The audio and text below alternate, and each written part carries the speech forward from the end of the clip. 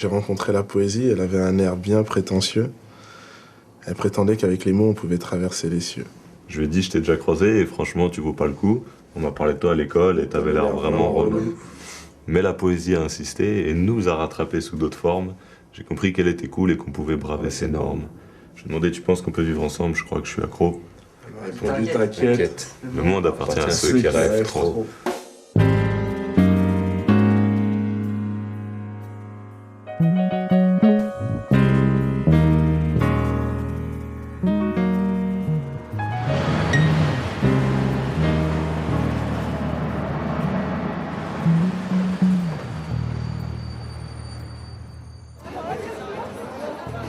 Alors, vous êtes prêts?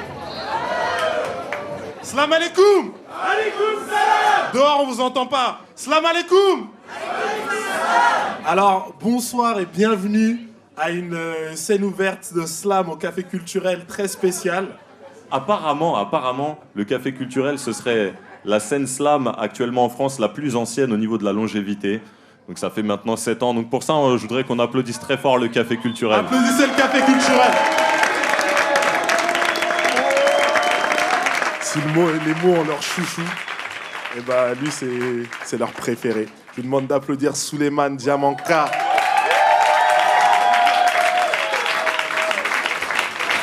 Pour ne pas que l'horizon nocturne ne nous déçoive, je t'offre les fleurs de ma poésie d'une voix douce et suave. Mes mots se posent sur toi, comme de jolis dessous de soie, que je me ferai un plaisir d'ôter. J'ai la nuit pour parcourir ta peau et je te promets de compter le nombre exact de tes graines beauté. Je me plonge dans ton bain et j'entends l'eau de pluie tomber. Correspondance des sables du désert, corps responsable des danses du désir. On dit que faire l'amour, c'est ne plus sentir la différence entre donner et prendre du plaisir. Je t'écris une pleine page de caresses pour que même ta peau aime mes poèmes. C'est un exercice qui exige la sincérité. Tu te retrouves là, t'as pas d'enjeu particulier, t'as pas de but, t'as pas d'objectif, t'as pas de cadeau, t'as rien à gagner. T'es juste là pour voilà, mettre un petit bout de toi. Donc c'est forcément sincère. Alors si vraiment un mec essaye de surjouer ou de faire un texte, ouais, forcément ça va se sentir. Le mec va pas paraître naturel. Et ouais, pour moi le slam, enfin c'est dans ce qui est l'essence même du slam, c'est-à-dire ces scènes ouvertes-là, sans artifice, sans costume, sans musique, bah ouais, c'est vraiment l'école de la sincérité, quoi. À un moment, on se demande, bon, la personne sur scène, qu'est-ce qu'elle est venue nous dire, quoi? Est-ce qu'elle est venue nous dire son amour pour les mots? Est-ce qu'elle est venue nous confier quelque chose qu'elle a besoin de libérer parce que ça lui pèse sur le cœur? Et c'est plus l'énergie qu'elle transmet derrière chaque mot qu'elle dit qui est importante. Plutôt que voilà, la puissance d'un texte et tout ça. Peut-être qu'on passerait à côté à l'écrit parce qu'il nous sauterait pas aux yeux, quoi. Moi, quand j'ai commencé le slam, il était tout le temps là. J'ai fait plein de petits bars parisiens, il était tout le temps là. Je pensais qu'on n'avait pas le droit de faire une scène slam s'il n'était pas là. Une fois, il n'était pas là, d'ailleurs, j'ai vu les gens qui commençaient à slammer, j'ai fait « Mais qu'est-ce que vous faites? Il n'est pas encore arrivé, le Robert !» Et les vents nous poussent encore. L'essentiel est de rester ensemble aussi. Aussi, parfois, certains lancent des grappins du sol pour nous ancrer au monde, nous donner la leçon éternelle, disent-ils. Pour qui se prennent-ils cela dans leur maison volante? Quelle légèreté coupable! Il faut attendre la mort pour habiter les cieux. Nous leur rions au nez et coupons les amarres et nous faisons la fête d'alcool et d'amitié. L'essentiel est de rester ensemble. Les vents enfin nous poussent vers l'Orient fabuleux, car l'on sait, nous, poètes, que le plaisir céleste. Le Robert.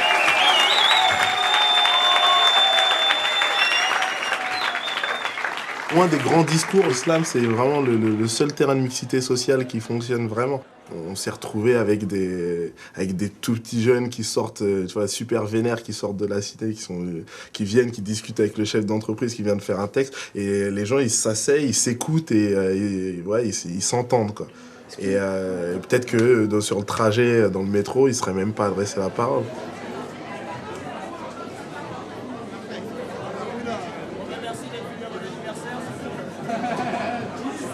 Maintenant, faites attention. Je suis tout pourri en imitation. Mais je vais quand même appeler sur scène l'homme qui a un stylo et un style lent. Négus.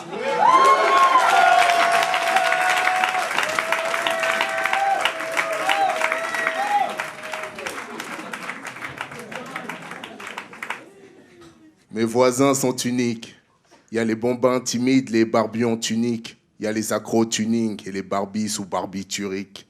Dans ma tour du pont, Camara et Da Silva sont camarades. Alors c'est sûr, il y a du bruit, mais faut s'y faire. Vu comme les petits frères et même les mères vont s'y faire. Mon bâtiment ressemble à n'importe quel autre HLM. Et ici, on se pense tous prêts pour le grand chelem. Parce que 23 heures sur 24, l'ascenseur a des pannes. Et depuis qu'on y parle des odeurs et du bruit, les dealers font du trafic de déodorant et de Doliprane. Le concierge n'est aux aguets que depuis qu'un ferme ta gueule sur sa porte est tagué. Son suspect, c'est Tanguy. Lui qui, pour déménager, a obligé ses parents à le jeter dehors sans le ménager. Ses voisins de Bretons qui ne supportent pas le béton, qui se disputent souvent, c'est embêtant. Mais heureusement, lors de ses contacts, le mari n'est pas Bertrand Cantat. Et puis, il y a celle qui aime dénigrer l'accent des immigrés, mais qui tease. Depuis que c'est écrit noir sur blanche que son petit-fils est un métis. Mais au fond, elle n'est pas vraiment raciste, la voisine d'Amadou, puisque son chien, elle l'appelle Mamadou. Mes voisins sont uniques. Il y a les bambins timides, les barbus en tunique. Il y a les accros tuning et les barbies sous barbiturique.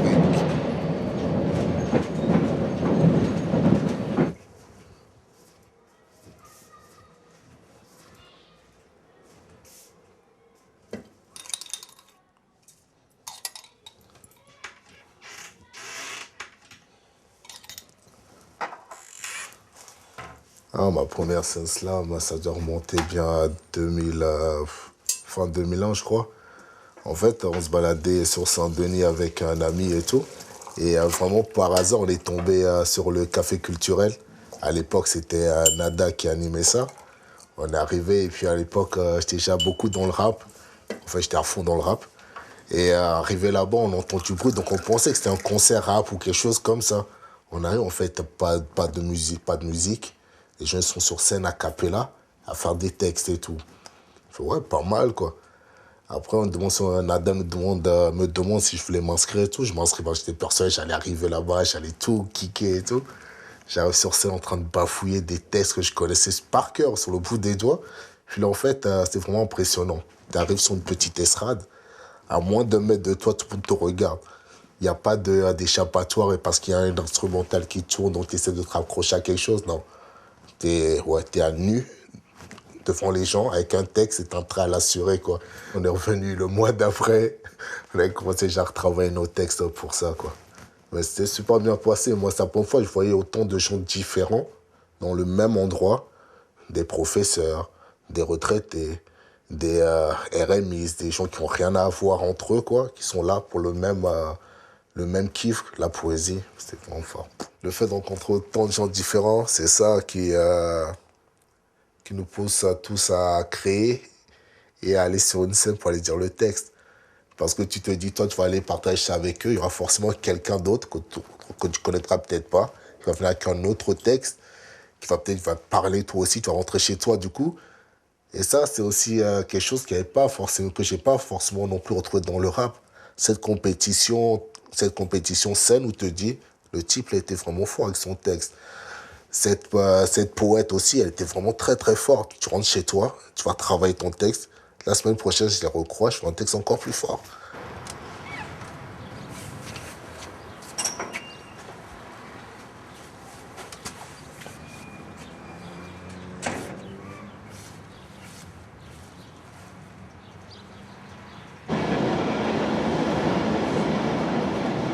J'ai fait une formation, je dois faire sécurité incendie.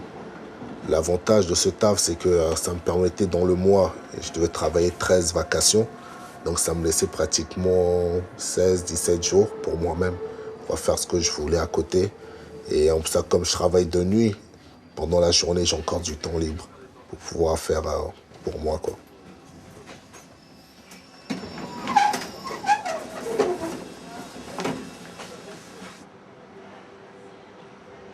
Tu arrives à 8h du soir, tu repars à 8h du matin. Ça me laisse du temps. Quand il n'y a pas trop de travail et tout, ça me permet quelquefois de pouvoir écrire. La plupart du temps, c'est surtout de peaufiner des textes que j'ai déjà écrits. Et mes nuits de 12 heures me permettent d'avoir au moins un peu de temps pour ça.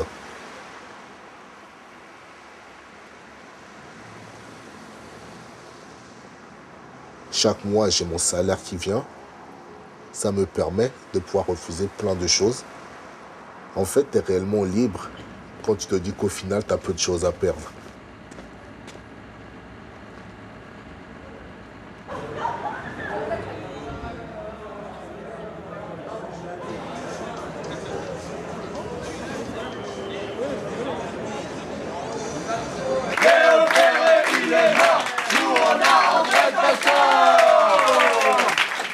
Et maintenant, c'est au tour de Victor Zarka. Ni Snoop Doggy Dogg, ni Public Enemy ne me feront trucider Puccini. Et je me sens bohème, Butterfly et Tosca. Non, je suis pas pourri, je ne suis pas gangsta, je ne suis pas véreux, je suis pas Pavarotti. Avec Rigoletto toujours, je reverdis. J'aime le rap et l'opéra. Jamais le rap ne pourra détrôner le bel canto, faudra se lever tôt pour éclipser, à coups de gros bras tatoués de loupard, les divas, les héros délivrés, même les plus ringards. Je vous le crie, et j'écris ce poème, car quand on aime, on est Minem.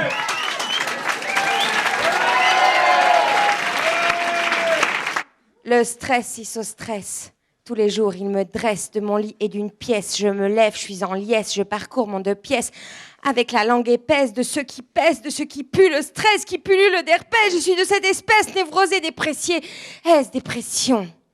Même dans une partie de fesses, je suis au top du stress. Le stress, il se stresse.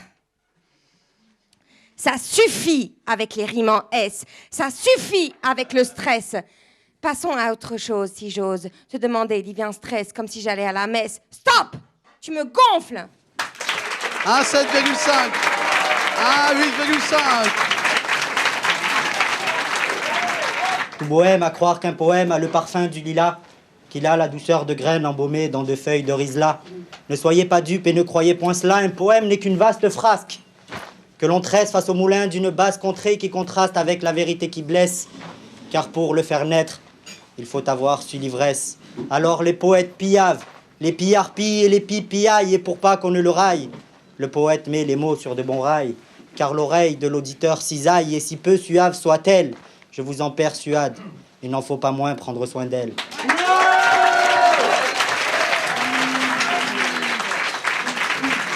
On a un 9,8, un 7,2 et un 7,8.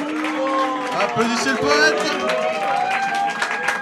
La naissance de l'islam, c'était le 22 juillet 83, je crois, où Mark Smith, il s'est dit, il essayait de faire plein de soirées de performances différentes, en montant sur les tables, en mettant un nez de clown, en se mettant à poil pour dire des poèmes. Il avait fait plein de trucs. Et un jour, il a dit, ok, on va faire un chelem de poésie, on va faire un tournoi de poésie pour impliquer le public.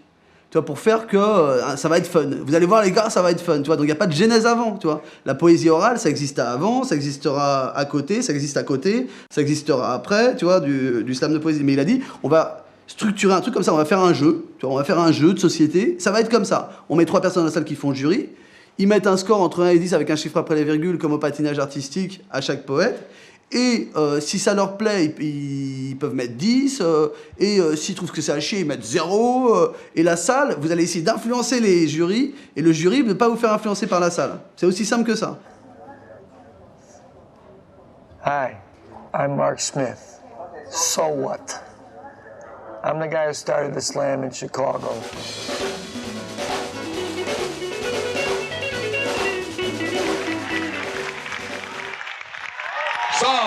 Saul Williams. One of the things that struck me when I came out of the construction worker mode into the poetry scene was the falseness of a lot of the work, because it had nothing to do with what everyday people do.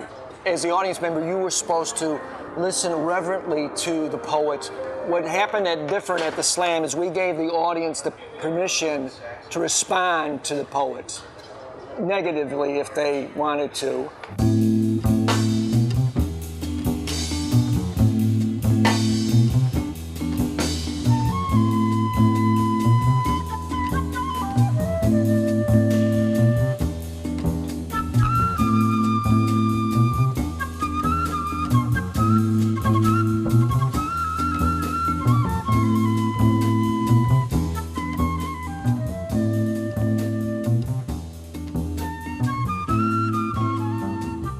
Organise une lecture de poésie, tu vas avoir 20 clampins au maximum. Des gens super, hein, des gens intéressés et tout, mais organise une slam session, c'est pas rare de voir débarquer 100 personnes. Pourtant, il peut se lire exactement les mêmes textes, quoi.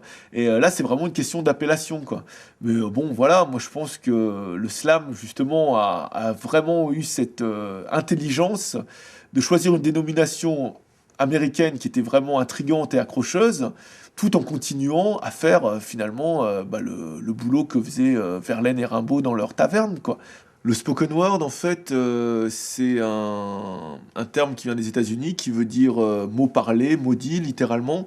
En fait, c'est un mouvement qui est né à la fin des années 60 aux États-Unis, avec des groupes comme les Last Poets, les Watts Prophets, ou des artistes comme Gilles Scott-Heron. En fait, c'était des artistes qui avaient vraiment une volonté de politiser leur poésie, c'est-à-dire de prendre place dans la sphère publique. Good morning, books. I've kissed books before, held them close to my brown skin. Learned why my mother got moody at the end of every month. But they never taught me how to fight, or how to run from cops' sperm bullets. Zigzag, Butchie, zigzag! Don't run straight, fool! Taught me to know, but not to believe. Moms believed in God. I believe in revolution. À l'époque, c'était la lutte des droits civiques des Noirs, c'était les problèmes des ghettos noirs américains, c'était les émeutes de Watts, c'était l'assassinat de Malcolm X, de Martin Luther King. Donc il y avait vraiment une effervescence politique à l'époque. Et ces groupes-là ont voulu vraiment que leur poésie, que leur art servent aussi d'outils d'information, de dénonciation, de revendication, et considéraient vraiment que la poésie et la politique devaient s'unir justement pour être efficaces et pour interpeller la foule. Pareil, hein, quand on écoute I Have a Dream de Martin Luther King, on se rend compte qu'il y a des effets de voix, de rhétorique et d'éloquence qui sont très étudiés, quoi. I have a dream. With this faith, we will be able to work together, to pray together, to struggle together, to go to jail together, to stand up for freedom together, knowing that we will be free one day. This will be the day. This will be the day when all of God's children be able to sing with new meaning, my country tears of thee.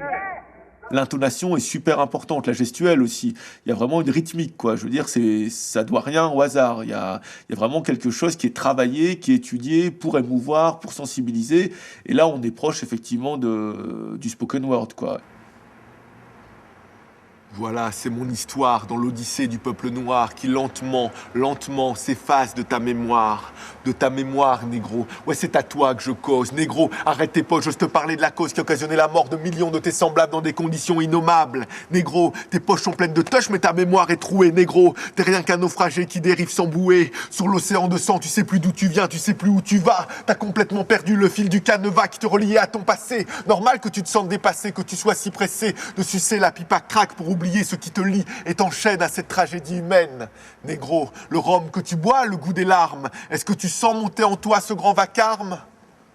Souviens-toi, Renoir, les vieux chiens de guerre qui sont battus pour toi, qui ont lutté pour tes droits, pour te laver de la boue. Souviens-toi de frère Malcolm, la fierté toujours debout. Souviens-toi de Marcus Garvey et de la prophétie, de Bob Marley, de Peter Tosh aussi. Souviens-toi de Martin Luther King et de Mohamed Ali, d'Angela Davis, de Franz Fanon, de Léopold, Sédar Senghor, d'Aimé Césaire, de Toussaint Louverture, de Cher Anta Diop et aussi de la Dior. Enfin, rappelle-toi de Louise Michel. Oui, Louise Michel était nègre.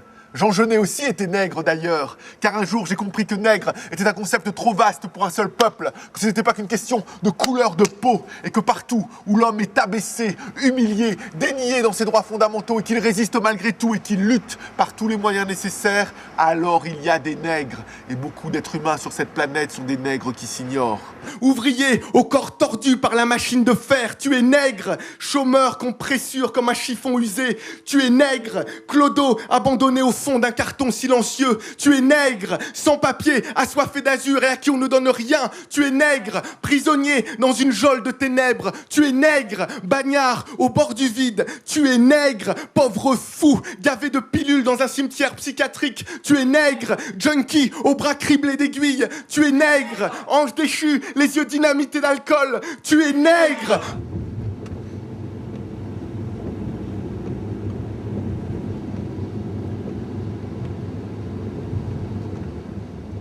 Moi j'ai eu la chance d'avoir des parents qui lisaient pas mal, qui étaient dans l'enseignement, quoi. Donc j'ai eu accès très jeune à des bouquins. Et surtout, mon père, qui était vraiment quelqu'un de très ouvert sur la littérature, et pas seulement la littérature française, justement beaucoup sur la littérature africaine, m'a très vite donné le goût de la découverte en fait, d'auteurs comme Aimé Césaire, des auteurs africains aussi comme Kamara Lai, des gens comme ça. Très tôt, j'ai vraiment su que la littérature, c'était quelque chose qui te permettait à la fois de t'évader et beaucoup de te recentrer sur toi-même en fait. Donc j'ai beaucoup lu en fait, mais tard. À partir de 16-17 ans, vraiment, j'ai commencé à me plonger dans la littérature en dehors de ce qu'on nous demandait de lire à l'école, quoi. Le gros tort en fait de l'éducation nationale, c'est de négliger un petit peu la culture populaire et de vouloir tout axer sur la culture classique. C'est-à-dire que, en gros, et ça je le reproche pas aux profs parce que je pense que les générations prochaines des profs auront aussi écouté, comme moi, comme les gamins du hip-hop par exemple, et seront peut-être plus à l'aise pour ça. Mais je pense que c'est vraiment important de croiser, quoi, de croiser les cultures et de pas hiérarchiser et de se dire que voilà, on peut parfaitement amener un gamin à lire un texte d'Éluard, d'Aragon ou d'André Breton, en commençant par un texte d'Ayam ou d'NTM. Ça, je pense qu'il n'y a aucun problème. En tout cas, je le constate tous les jours dans mes ateliers, quoi.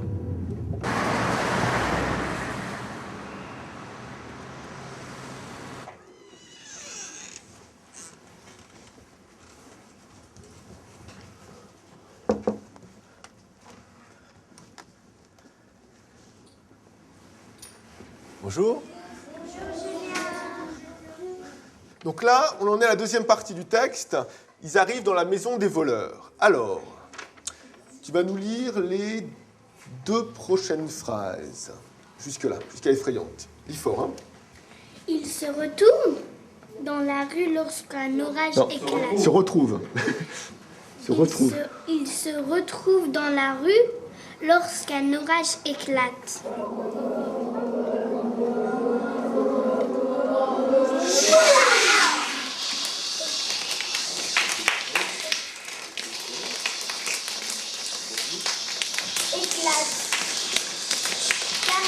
Et Loulou vont s'abriter dans une grande maison effrayante.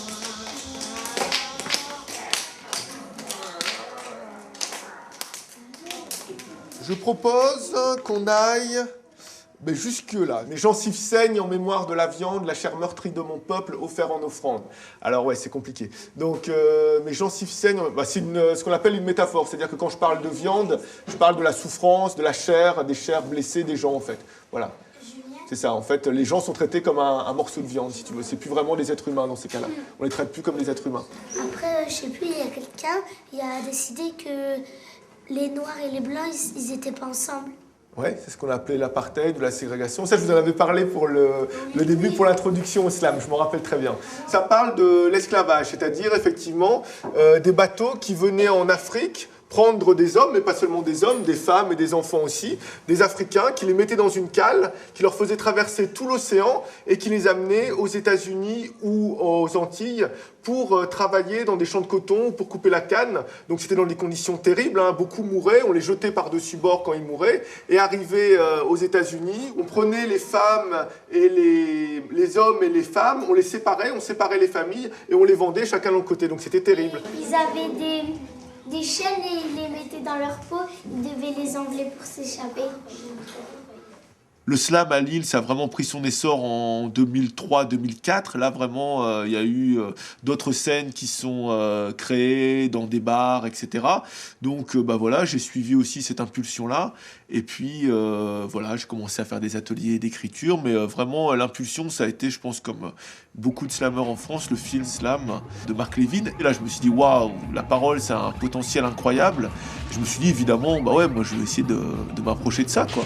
Yeah, I'm serious, B. Doggone niggas plotted shit lovely, but the feds is also plotting me. They're trying to imprison my astrology, put our stars behind bars, our stars in stripes, using blood-splattered banners as nationalist kites. But I control the wind, that's why they call it the hawk. I am Horus, son of Isis, son of Osiris, worshipped as Jesus, resurrected like Lazarus. But you can call me lazy. Yeah, I'm lazy because I'd rather sit and build than work a plow a field, worshipping a daily yield of cash green crops. Stealing us was the smartest thing they ever did. Too bad they don't teach the truth to their kids. Our influence on them is the reflection they see when they look into their minstrel mirror and talk about their culture. Their existence is that of a schizophrenic vulture. Yeah, there's no repentance. They are bound to live an infinite consecutive executive life sentence. So what are you bound to live, nigga? So while you're out there serving the time and I'll be in sync with the sun while you run from the moon. Life of the womb reflected by guns. Worship of moons, I am the sun, and we are public enemies number one. One.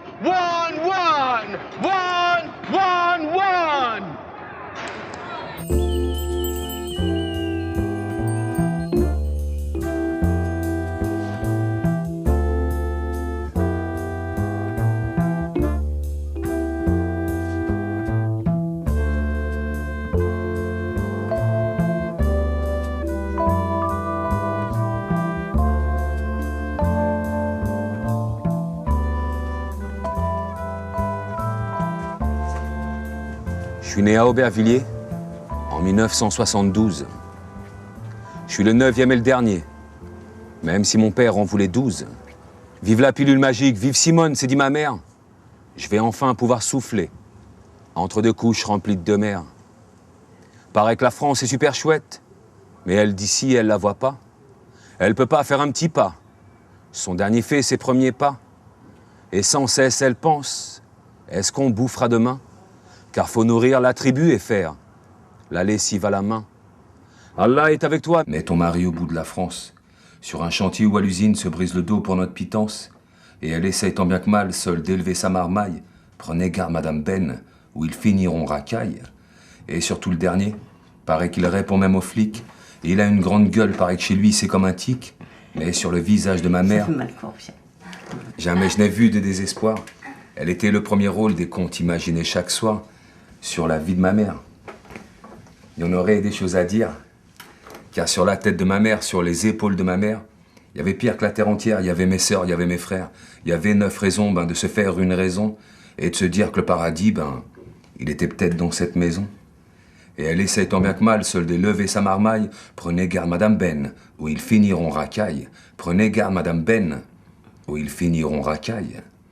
À tous ces profs qu'on dit bof, Madame, votre fils n'a pas l'étoffe. D'un élève modèle, Madame, je vous fais une offre. Qu'il finisse son collège et qu'il parte en BEP, qu'il apprenne un beau métier, je sais pas moi, soudeur ou cordonnier. Quand ma mère entendait ça, elle me contait ça. Sa vie dans son village où des écoles, il n'y en avait pas. Il n'y avait que des casernes et fallait se faire tout petit. Fallait se faire tout seul. Et ça depuis tout petit. Écoute-moi bien, fiston, toi, t'es en France et tu te la pètes. Fais plutôt péter tes diplômes. Et plus tard, tu feras la fête. T'auras les moyens de la faire, moi, pour ta circoncision. J'ai vendu quelques bijoux, mais je regrette pas cette décision. Tes caprices de bourgeois, tu les laisses donc aux bourgeois. T'en parleras l'été prochain à tes cousins en algérois. Dis-leur qu'en 2 piges, on t'a viré de 3 écoles. Eux te diront qu'en 30 piges, l'État n'a fait qu'une toute petite école sur la vie de ma mère. Tu te rappelles la chanson que moi j'ai faite? Ouais. Tu te rappelles? J'ai chanté ici devant toute la cité. Ah bah oui. Tu te rappelles bien? Bien sûr. C'est ton histoire. Aïe, aïe, Attends, aïe, aïe, aïe. Eh ben, le texte que je vous ai dit tout à l'heure, Madame Ben, je l'ai écrit il y a quelques années déjà. Et un jour, il y avait ici, on fait une fête dans le quartier, une fête de quartier. Tous les étés, on met une grande scène juste là, devant la pelouse. Donc j'ai dit un texte ou deux, les gens ils ont bien réagi. Puis j'ai commencé à dire ce texte-là, Madame Ben. Et t'avais tout le quartier qui était là. J'avais peut-être, je sais pas. Les gens étaient bouleversés, les gens. Ils écoutaient le texte, silencieux. Toutes les mamans du quartier, elles étaient à fond dedans.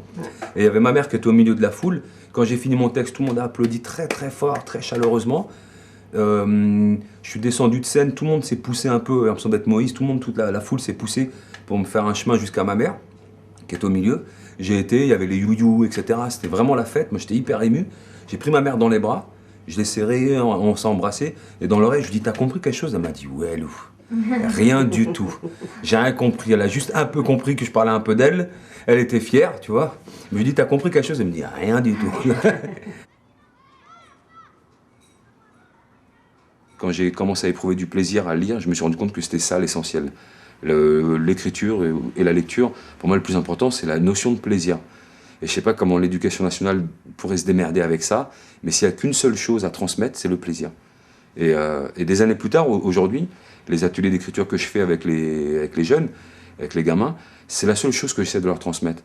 C'est un peu de savoir-faire, un peu de technique, un peu de méthode, mais avant toute chose, et 90% de ce que j'essaie de leur transmettre, c'est un plaisir à écrire, à raconter et à raconter ces histoires en public. Quand j'ai lu Le Voyage au bout de la nuit, j'ai découvert la littérature. Vraiment, ça a été, j'ai compris ce que ça pouvait être la littérature. J'ai compris ce que ça pouvait être un style dans l'écriture. J'ai compris ce que ça pouvait être de raconter des histoires, de raconter une vie. Ça m'a beaucoup donné. Et ça m'a beaucoup décomplexé aussi sur l'écriture. Malgré que Céline, c'est quand même un très grand écrivain et que c'est pas rien. Dans le style, en apparence, en tout cas, j'avais l'impression que c'était une écriture très simplifiée. Avec beaucoup d'exclamations, beaucoup de points d'exclamation, beaucoup de phrases pas finies, beaucoup de mots. Et tout d'un coup, ça m'a complètement décomplexé. Et c'est pas que je me compare à Céline dans le style de l'écriture, mais c'est comme entendre Léo Ferré. Léo Ferré, ça peut sembler très sophistiqué, très intelligent, très intellectuel, mais moi, la grande leçon que des gens comme Céline ou Léo Ferré me donnent, c'est que la poésie, elle peut être racontée avec les mots de tout le monde, les mots de tous les jours, et même les mots qui viennent de tout en bas, les mots de la terre et de la rue, et qu'on a tous des choses à raconter.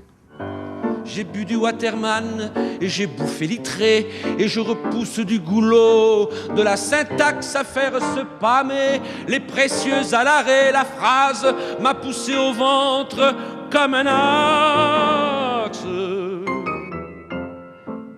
J'ai fait un bail de 3-6-9 aux adjectifs qui viennent se dorer le mou à ma lanterne et j'ai joué au casino les subjonctifs, la chemise à Claudel et les condits modernes. Syndiqué de la solitude, museau qui dévore que quick, sédentaire des longitudes, phosphaté des dieux, chair à flic. Colis en souffrance à la veine, remords de la Légion d'honneur, tumeur de la fonction urbaine, Don Quichotte du crève-cœur, poète, au papier, poète, papier. Je voudrais appeler, s'il vous plaît, sur scène, un ami. Un jour, il m'a dit, j'ai perdu un pari et je vais devoir slammer. J'ai dit, quoi? Il m'a dit, je vais devoir slammer, dire un texte devant des gens, dans un bar, tout ça. Alors je l'ai accompagné, c'est lui qui m'a amené sur ma première scène slam. Je voudrais appeler mon ami John Pooch Chocolat.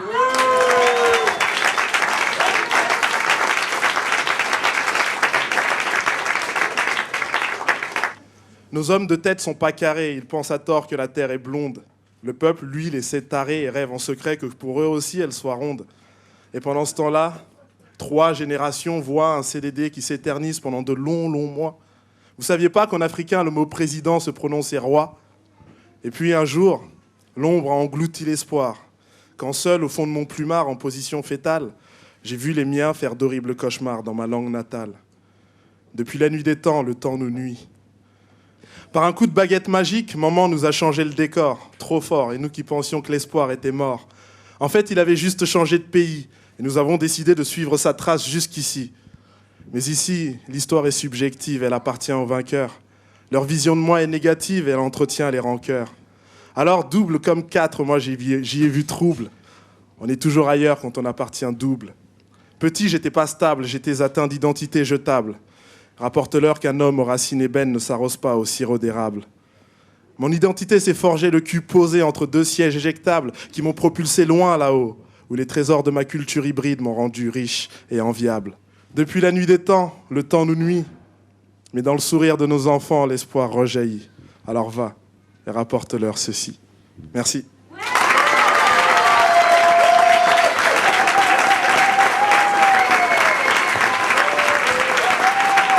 À 18 ans, les temps modernes m'ont parlé d'excision. Jamais vu, jamais su. 1982, depuis 10 ans que je joue à la balle dans les couloirs du musée de l'homme qu'au muséum, la grande loi de l'évolution parlait de l'égalité des hommes.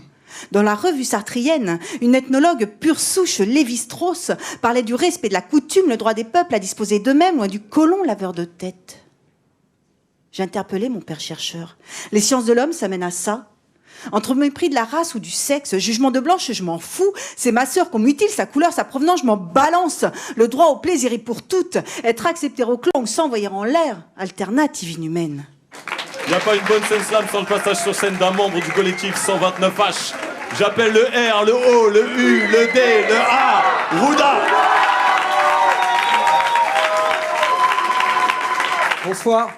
On me dit que les blancs ne savent pas rapper, je m'en contrefous. Fou. On me dit qu'ils ne savent pas danser et qu'ils chantent faux. Faux. Qu'ils ne savent pas saper que leur couleur rend flou. Faut pas nous prendre pour ce qu'on n'est pas. Parler de ce qu'on connaît pas. Juger ce qu'on connaît pas. En connaissance de cause, j'en parle. Demande à Lior, Néo et R-O-U-D-A. Je m'en bats, me débat et combat pour mes gars. J'en parle le débat de mes déboires ici bas. Tomber des barres, plomber des barres, on reste sur nos gardes. Mes carreaux gamins qui s'égarent par mes gardes. Garde une gomme en main sans passer par la case départ. Je fais mes gammes. Je regarde des voix et c'est un vrai régal. Si t'en auras le bol de mon grain de voix, ça m'est égal. Égal à moi, le gars, lui, le blanc du 20e à Pigalle. Le titi par égaux, la brindille sur Paname. Un stylo dans une main pour assécher les larmes. Mais c'est avec le mic dans l'autre main que je voudrais rendre l'âme. Donc merci beaucoup, messieurs, dames. Même si sur ce coup, je ne veux secouer pas que ce couplet vous semble interminable. Désolé, appelez ça du rap, de la soupe, du spectacle ou du slam. Ça reste et restera sauvage, canon lyrics, nos textes, ça batte sur la table. Merci. Tant qu'il y aura une scène ouverte, que dans n'importe quel coin de France, tous les soirs on entendra cette phrase magique. Et maintenant on va accueillir pour son premier slam Géraldine, Georges. Le mouvement va continuer à vivre. Parce que c'est une tribune où chacun est le bienvenu et chacun a la capacité de devenir slammer. Voilà, c'est ça qui nous a passionnés en fait, c'est cette espèce de réduction de la frontière qu'il y a entre le public et la personne qui est sur scène. T'es slammer que sur l'instant où t'es sur cette estrade, quand t'en redescends, t'es quelqu'un qui écoute, donc tu rejoins le public, et conjointement, chaque personne du public est un slammer potentiel.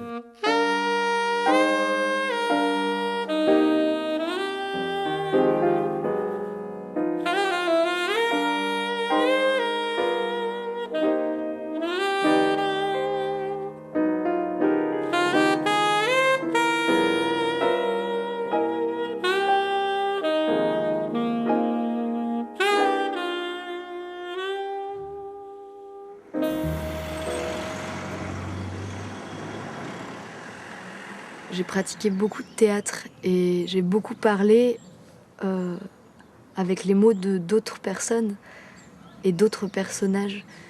Et j'ai fait de la chanson et j'écrivais des textes mais on ne les entendait pas bien. Et du coup, le slam, c'était trouver ma propre parole et la communiquer très frontalement aux gens. Donc en gros, c'était d'être là avec mon corps, avec ma voix qui sont propres à moi.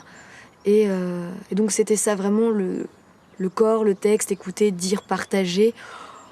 La grosse claque, toujours. Hein. Je me demande si j'ai rêvé.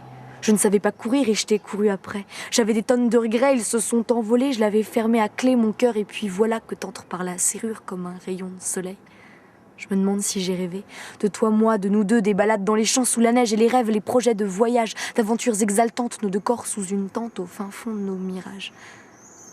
Est-ce que je les ai rêvés, les tendres discussions? Le grain de ta peau passé au microscope, ton sourire, à la loupe ta douceur qui me chaloupe et les mains dans la main, les arénettes sur place pour l'échange d'un sourire, d'un baiser, d'un clin d'œil, d'un instant partagé, ensemble sur le même pavé. Est-ce que j'ai rêvé? T'ai-je vraiment rencontré ou bien n'es-tu que le fruit de mes fantasmes, un fruit de la passion qui me provoque des spasmes, des sueurs, des tremblements? Mais est-ce que mon corps me ment? Est-ce qu'il les a rêvés, les échanges de regards? La ligne n'est pas franchie, le pas n'est pas sauté, l'échou était tellement fort pour croire que c'était vrai. N'es-tu qu'un inconnu que j'imagine en secret? Est-ce que j'ai rêvé? Et vais-je t'appeler ce soir, te raconter ma journée, te conter mes déboires et encore partager nos désirs, nos pensées, nos envies de s'échapper comme des amants en fuite, envoyer tout valser d'un geste magnifique? Et est-ce que tu vas rire, me dire que c'est pas possible, me dire que c'est le boxon et tant d'autres expressions, inventer des histoires que bien sûr je vais croire? On a beaucoup tendance à dire que le slam, c'est le milieu urbain, que c'est le bitume, la culture underground, les baggy, le hip-hop, les textes engagés. Et moi, je suis une petite nana de 20 ans qui t'a écrit des textes d'amour et qui vient de sa campagne et qui dit que non, que le slam peut être partout. Alors, quand nos textes viennent se mettre au vert un peu, bah voilà ce qu'on veut que ça donne. On veut que ça donne des gens qui découvrent, des gens confirmés, des gens qui se déplacent partout pour venir prendre l'air. Ah oui. Soyez économes de votre papier. Un mot chacun, on les note tous. Notre consigne commune, c'est d'arriver à structurer un texte avec ces 15 mots. Ok. Anticonstitutionnellement. Je ne veux pas l'écrire. Tu sors. C'est pour pas écrire. Non, non, non. Chaîne.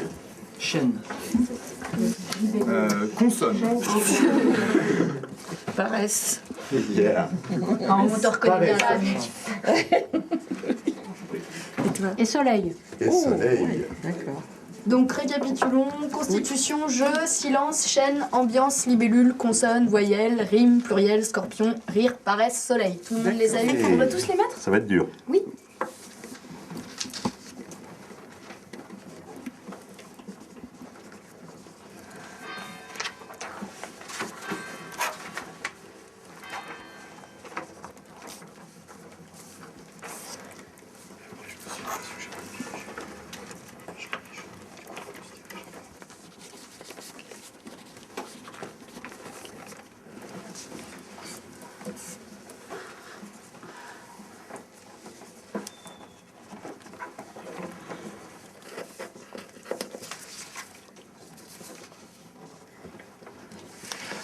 Tu visualises, tu refais ta course, comme les skieurs. D'accord. Je prends le virage à gauche ou à droite. C'est ça. On accueille tout de suite Mick sur cette scène.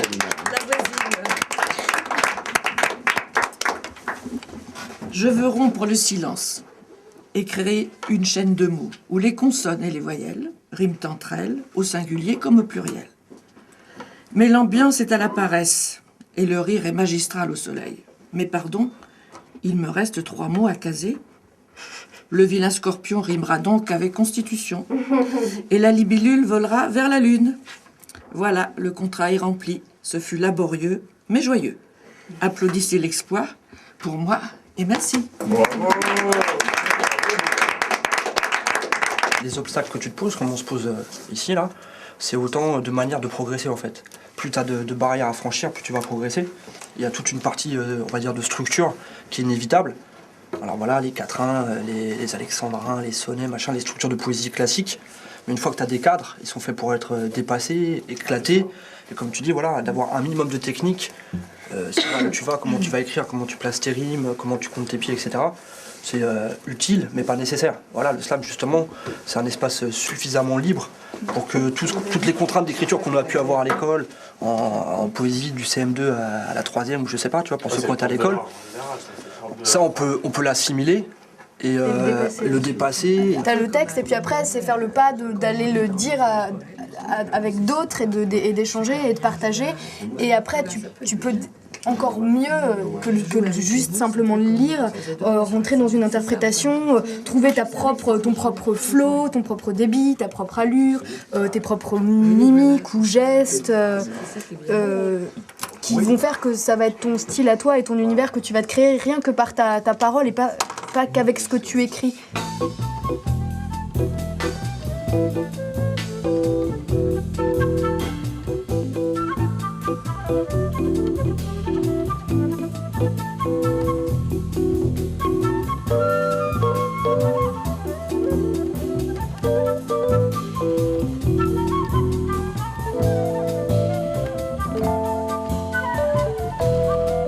Un soir de 2001, un vendredi soir, après que des gars du bac concept à la fac de Saint-Denis m'aient donné un petit flyer, je suis rentré ici pour voir ce que c'était le slam. Et j'ai pris une claque phénoménale par un grand poète qui était là, qui présentait la scène et qui m'a fait kiffer sur ses textes et tout ça. Et après ça, après cette soirée, toutes mes soirées elles étaient réservées pour aller trouver des petites scènes slam, soit pour le voir lui ou bien tous les autres que j'ai découverts entre-temps. Et il y a une longue liste de ces gens-là. Et aujourd'hui, je suis content d'être à mon tour le mec qui va l'appeler sur scène. Je demande de faire un grand, grand tonnerre d'applaudissements pour Nada. Merci beaucoup. Il y en a qui viennent québra, d'autres qui violent parfois. Comme chacun le sait, mentalité de cité mène à la cécité. Plus de valeur ni de respect, un seul Dieu, la monnaie. À n'importe quel prix, faut se faire du grisby. Business et le toshi, braquer les dames pipi. La vie est une lutte sans merci. Si tu veux de l'ail et de la sauce dans ta laitue, ceux qui te gênent avec tes sauces, faut que tu les tues. Y a qu'à 10 contre 1 qu'on peut s'en sortir bien. Parole de vaurien, parole de bon à rien. 10 contre 1, 15 en comptant les chiens. La lâcheté, ça crée des liens sacrés. La barbarie dans les cages d'escalier, c'est plus des films de série B ni des BD. Ça se passe tout au long de la ligne B de la D. Décédés, les ongles arrachés, les yeux crevés, des lascars surinés, les couilles coupées dans la bouche fourrée. Ça se passe au Bourget, au Val fourré, au Ness, Elsart et tous les coins tricards.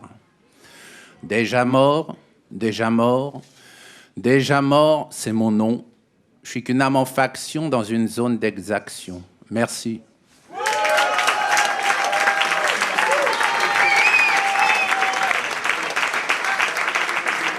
Oscar Wilde disait que la littérature était l'art majeur. Et tu sais pourquoi c'est l'art majeur? Parce que c'est l'art d'où tout vient de l'intérieur. Je veux dire, l'investissement pour écrire, il est minimal, quoi. Un stylo et un petit carnet, ça coûte ridiculement rien. T'en as pour 3 €, t'as ton matériel d'écrivain. Ton atelier, tu l'as sur toi, tu peux le sortir dans la rue, sur un banc, dans un café, dans un train. Tu promènes ton atelier avec toi, t'as pas besoin d'avoir un loft. Je veux dire, le fait qu'un maximum de choses puissent s'exprimer en profondeur sur un minimum de surface, ça fait de la littérature un art majeur. Elle s'est jouée de sa confiance en cumulant les Jules. Il lui a dit de prendre la porte, dit que c'était fini. Elle s'est servie de ses potes pour s'accrocher à lui. Il a voulu résilier ce contrat trop prenant. Elle s'est agrippée fort au jeu des sentiments. Il l'a aidée moralement, soutenue dans son départ. Elle a pris tout son temps, elle a vidé tout l'appart. Il a acheté son amour, il a entretenu son petit cœur. Elle lui a joué des tours, elle lui a porté malheur. Il a fait son pigeon pour pouvoir roucouler. Et comme elle était poule, il s'est fait pigeonner. Merci.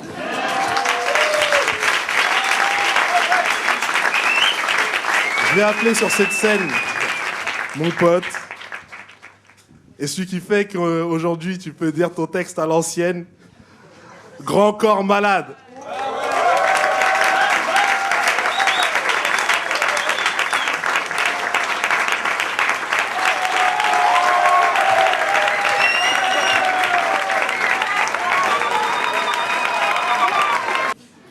Au marché de Saint-Denis, il faut que tu sois Zigfi. Si t'aimes pas être bousculé, tu devras rester zen.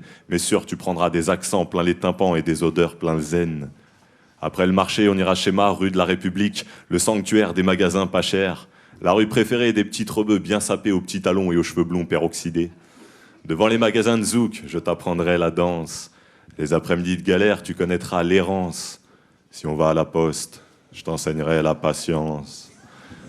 La rue de la République mène à la basilique où sont enterrés tous les rois de France, vous devez le savoir. Après géographie, petite leçon d'histoire. Derrière ce bâtiment monumental, je t'emmène au bout de la ruelle, dans un petit lieu plus convivial. Bienvenue chez Brahim, Christina et Judy au café culturel.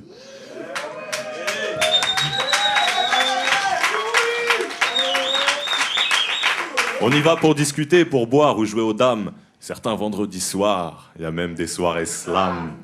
Si tu veux bouffer pour 3 fois rien, je connais bien tous les petits coins un peu poisseux. On y retrouvera tous les vauriens, toute la jet set des aristocrasseux. Le soir, il n'y a pas grand-chose à faire, il n'y a pas grand-chose d'ouvert, à part le cinéma du stade où les mecs viennent en bande. Bienvenue à Kairaland. Ceux qui sont là rêvent de dire un jour « je pèse » et connaissent mieux Coolchen sous le nom de Bruno Lopez. C'est pas une ville toute rose, mais c'est une ville vivante. Il se passe toujours quelque chose. Pour moi, elle est kiffante. Je connais bien ses rouages, je connais bien ses virages. Il y a tout le temps du passage, il y a plein d'enfants en passage. Je veux écrire une belle page, ville aux 100 000 visages. Saint-Denis Centre, mon village. J'ai 93 200 raisons de te faire connaître cette agglomération. Et il y a autant de façons de découvrir toutes ces attractions. À cette putain de cité, je suis plus qu'attaché, même si j'ai envie de mettre des taquets aux arracheurs de portables à la place du caquet. Saint-Denis, ville sans égal. Saint-Denis, ma capitale. Saint-Denis, ville peu banale. Ou à Carrefour, tu peux même acheter de la choucroute halal. C'est vrai, vous le savez, vous. Ici, on est fiers d'être dionysien, j'espère que je vous ai convaincu. Et celui qui me traite de parisien, je lui enfonce ma béquille dans le cul. Ah, je l'aurais dit au moins une fois. Moi, je voudrais faire un slam pour une grande dame que je connais depuis tout petit. Je voudrais faire un slam pour celle qui voit ma vieille canne du lundi au samedi. Je voudrais faire un slam pour une vieille femme dans laquelle j'ai grandi. Je voudrais faire un slam pour cette banlieue nord de Paname qu'on appelle Saint-Denis.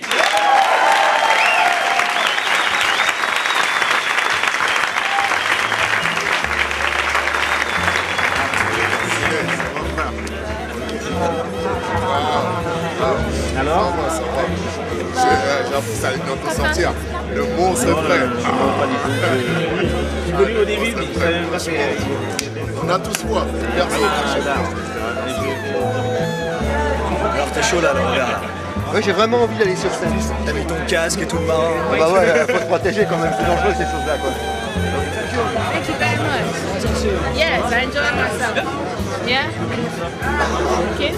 Kiff, it's a word in French. It means I like it very much. Oh, okay, okay. Tu kiffes. Tu kiffes? Tu kiffes. T'as kiffé? T'as kiffé? Oui, j'ai kiffé. Did you kiff? Yes, I did. Yeah. Oui, j'ai kiffé. Oui, j'ai kiffé. Oui, j'ai kiffé. Et